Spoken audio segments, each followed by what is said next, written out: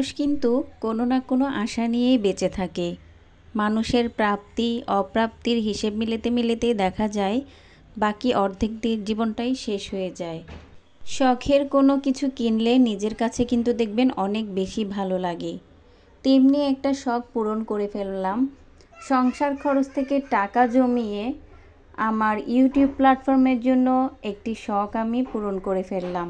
নারীরা চাইলে কিন্তু ঘরে বসে ইনকাম করতে পারে এই ইউটিউব প্ল্যাটফর্মের মাধ্যমে, তবে সেটার জন্য থাকতে হবে অনেক বেশি চেষ্টা এবং অনেক বেশি ধৈর্য এবং পরিশ্রম।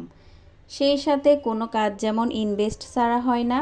আপনার ভিডিও কোয়ালিটিকে সুন্দর করতে হলে এরকম গিম্বল কিন্তু অনেক বেশি হেল্প করে। অনেক দিন ধরে ইচ্ছা ছিল যে এরকম একটা গিম্বল কিনবো। তো আমাদের এই চ্যানেলটার পাশাপাশি কিন্তু আরও একটি চ্যানেল আছে, বিশেষত সেই চ্যানেলের জন্যই হচ্ছে এই গিম্বলটি কেনা। আর আমার চ্যানেলেও মাঝে মধ্যে হচ্ছে এই গিম্বল দিয়ে মন চাইলে কাজ করব আর কি। বিশেষত আমার হাজব্যান্ডের ওই চ্যানেলটার জন্য হচ্ছে এই গিম্বলটা কেনা। যখন ভিডিওতে ভয়েস দিতে যাই তখন কোথা থেকে যে এত শব্দ বাহিরের চলে আসে সেটা আমি নিজেও বলতে পারি না। বাহিরে অনেক কাজ চলছে, তো কোনো শব্দ যদি বাহিরের হয়ে থাকে তো আমি আন্তরিকভাবে দুঃখিত। আজকে ভাবলাম আমার আপু এবং ভাইয়াদের সাথে এই ভিডিওটি শেয়ার করি।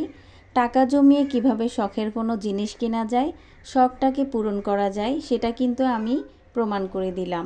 অল্প অল্প করে সংসার খরচ থেকে টাকা জমিয়ে কিন্তু নিজের বড় বড় শখকে পূরণ করতে পারবেন। তো নেক্সটে কিন্তু ধামাকা কোনো ট্যুর চলছে, ট্যুরে যাব।